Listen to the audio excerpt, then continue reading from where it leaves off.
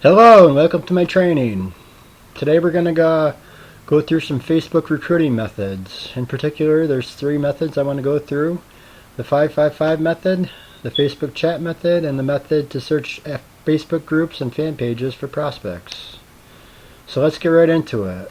The 555 method. How to talk to people online, creating a warm market, generate free leads on Facebook that are highly targeted. It's 5-minute intervals of 3x. The warm-up, new connections, and respond. Okay, the warm-up. This is the most crucial step because you want to be warmed up before you hit the field. You want to be used to talking to people and get into the zone where you're able to market better, where you're able to chat or talk to people better on the phone.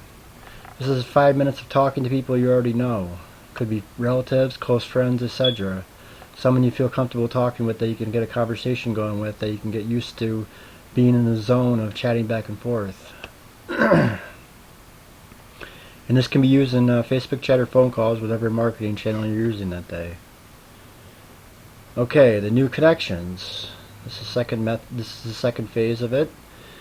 It's 5 minutes. You spend only 5 minutes doing this. You meet new people you don't already know. You can find new connections on Facebook.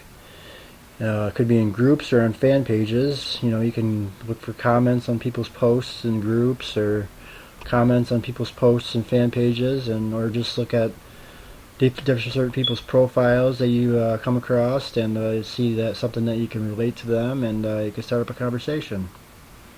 So there's a lot of ways to find new connections on Facebook. And then the last phase is to respond, because in the second stage you're going to start up conversations with people. And say hi, hello, and stuff like that. And then once they respond, then you engage in conversation and respond back to them. One of the things that you can do that's very helpful is, if you have a newsletter, you try to get people signed up for your newsletter. It's pretty simple to do. You can just say, I have a cool newsletter I like to send out to people, and just need your email address and I can start sending it to you. Another thing is, you want to ask questions and solve problems when you're engaging in conversation. You want to keep the conversation flowing. You want to have them be the ones that are doing most of the talking, so you can have them be doing the talking, so that you can find what problems they might have that you might be able to solve. So it's really helpful. Okay. And more info, you want to repeat this process over and over. The 5-minute warm-up, then 5 minutes of finding new connections, and 5 minutes of responding. You repeat it over and over. Warm-up should never last more than 5 minutes. If you're doing multiple sessions at the same time, the warm-up step is not required, so you just go from responding to finding new connections. But if more than 30 minutes has elapsed since doing a session, you should again do the warm-up. Okay, and that's it for the 555 method. Now on to the Facebook chat method. Now I just want to touch on this a little bit. I'm not going to go into a lot of detail here. In this method, when your initial message, when you're reaching out to people, should be hi and then their first name, because you want to give it a personal touch. And when you just say hi, you're not really much giving it a personal touch, but when you say their first name, it's more like you're reaching out to them. Now, when using the Facebook chat method, what you could do is offer value in the form of free videos or downloads.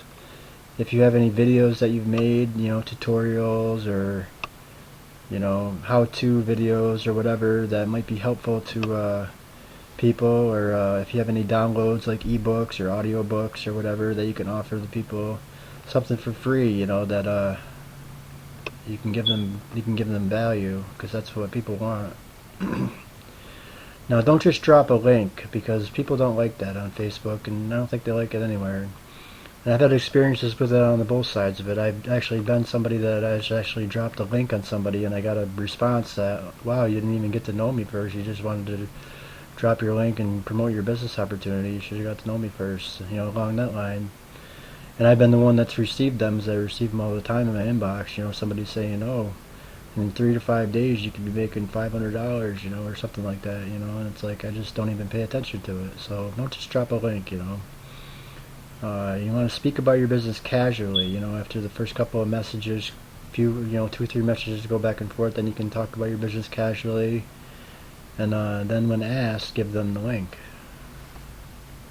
So you want to mention, yeah, I'm in the network marketing business, and I'm with a certain company, and I've been leading a group, and I'm looking for people to recruit onto my team. And if you want more information, I can give you some if you would like it. And if they show interest, and ask you for more information and a link, then you can give it to them. Okay. Okay, so the other method and the last method, and this is a really good method, is to search Facebook groups and fan pages for prospects. And what you want to do, and this is really important, is find the perfect prospect. Like I said, it's important. This is the most important step, because talking to qualified people benefits you. What you want to do is go to the Facebook search bar and search for terms, people or products related to internet or network marketing or MLM, or whatever your niche is in. Inside the Facebook groups or fan pages, you look at the status updates. Pick people making intelligent comments. Look for certain characteristics. People that are positive, smart, non-argumentative, and active on Facebook. You want people that are not making posts where they're making spelling and grammar mistakes and skipping words, and you don't want negativity and stuff like that. And you want to look at comments that have been recently made, so you know that they're active on Facebook. And then what you want to do is send them a personal message and a friend request. You send them a personal message first and then a friend request after. Okay, and okay, let's move on. Okay, this is really important, and this is really a piece of good information. These are specific places to check on Facebook. Start with the Robert Kiyosaki fan page. He has it's a page about business, and he has over 600,000 fans. So there's a lot of people on this page, a lot of people to engage conversation with. And another one is Randy Gage fan club page. If you're in the health and beauty niche, you can look health and beauty pages. It's even good for people who are not in a niche, because people that are looking at health and beauty are usually positive people and upbeat people that are focused on positive things. Some other ones are Ron Paul, Peter Schiff page, a Network Marketing Pro page, and also you can think of people, places, and things that have to do with your niche. Okay, so the initial message that you send out, you send them a personal message with their name in the subject line. You want to put their name in the subject line, like I said before, because it gives it that personal touch and it makes them feel more comfortable. Now what you want to do is look at their profile and find common ground, something that you can relate to them with, so you can start up a conversation. So when you say hello, you just say hello. Don't give any links when you first message them. Tell them why you're messaging them. Be sincere. One example is you could tell them, oh, I looked at your comment on this post in this group, and I thought I agreed with it, or I thought it was pretty good, and I just thought I wanted to connect with you, and stuff like that. So yeah, you want to get the conversation flowing. Also, always end the initial message with a "just curious, but what do you do?" at the end. What you want to do is say, because you want to know if they're a good prospect for you. So by finding out what they do, if it's not obvious by looking at their profile, don't ask them if it's obvious looking at their profile, because then you're just going to look stupid.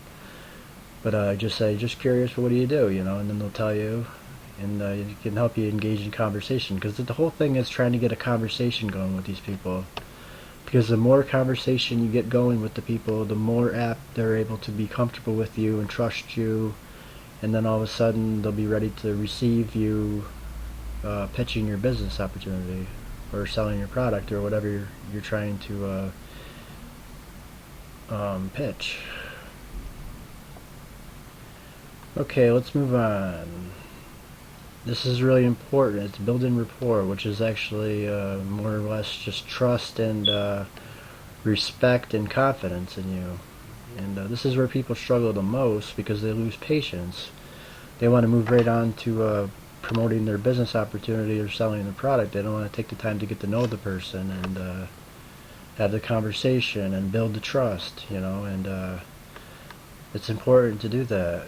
Your conversation should be short messages. You want to get detailed with the person. It shouldn't just be one-liners like, hi, hello, and how you doing? You want to get to know the person. You want them to get to know you. You want to ask them a lot of questions. You got to get a conversation going back to finding common ground. You want to try to find something that you relate with them, something that you can get a longer type of conversation going with them back and forth. That's really important. I'll stress that probably again in this video.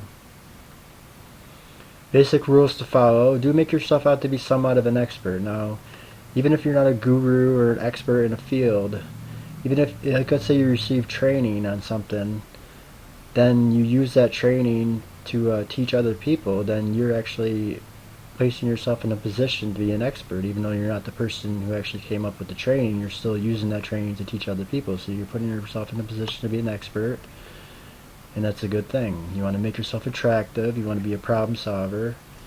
Ask a lot of questions to get the conversation going. You want to get questions. You want to get them, coming up with stuff to talk about, so you can come up with solutions. And then bring up your business casually, after a few messages. Do have content created to make yourself look credible, such as videos, blogs, articles, etc. And always end with a question. That way, at the end, they'll read it and they'll respond back because they'll be answering your question, and again, keeping the conversation going. Okay, let's move on. Going from online to offline. If you've built enough rapport, getting them on the phone is easy. After you've sent them some info on your business, say something like, here's my phone number if you have any questions, and then give your phone number. Send me yours if you would, so I know who's calling me. See, that way, they don't think that you're going to call them. They just think that you want their number, so you know that they're calling if they call. But it's a good idea to call them. If they give you your number and they don't call you, call them, definitely. And if they are serious, they will give you their number, I believe. Then on to closing. This is a big part. This begins with the pitch or approach to your messaging at the beginning. When you bring the conversation onto the phone, don't expect to be a master closer at first. Use upline for three-way calls. Use tools that do the work for you, or get a course on phone skills and recruiting and put it into action. Okay, and then the only way to get good at closing or talking on the phone, etc., is to do it over and over again. Practice makes better, so you got to keep repeating the same things over and over, and eventually you'll get better at it, and you'll recruit more people, and things will get better. And you want to speak as an authority figure. It's very important to talk to your person you're chatting with or talking to on the phone as if you're an expert in the field, And that's why it's also important, like I mentioned, to have a blog maybe, where you have some videos on it, some tutorials, some how-tos, some information, some free downloads, some stuff of value that's going to get you in a position to be an authority figure in the niche that you're in. Okay, some important things to remember. Now, your profile is just as important as your conversations. You want to have a profile that the place that you work at, that you put as your job, you don't want to put as your company name, I don't believe. I mean, some people do, and I guess that's okay, but, in my opinion, it's not a good idea. It's better to put something like self-employed, or I work in network marketing, or I'm an entrepreneur, or whatever. That way you're just like, self-employed. You're not with a certain company. You don't want to present your company up front. You want to get to know the person. You want to brand yourself. You want to get, that out there first. You don't want to be, that's your identity, is that you're part of this company and that's all you are. So you also want to ask a lot of questions, but not in an awkward way. Make sure you have an opening to pitch your business. And if you have to practice this a few times, just to get it down, So when you have to flow into that while you're having the conversation about when it gets to the point where you're finally comfortable with pitching your opportunity, that you have a good opening for it. And this is really important. Make sure to find a good person to talk to. Spend some time on this step. You want to, when you're searching through the groups and the fan pages for people's comments on posts, you really want to take the time to make sure the person's smart and argumentative and active and all that, because you don't want to be wasting your time here chasing people, and you don't want to be sending a million messages a day.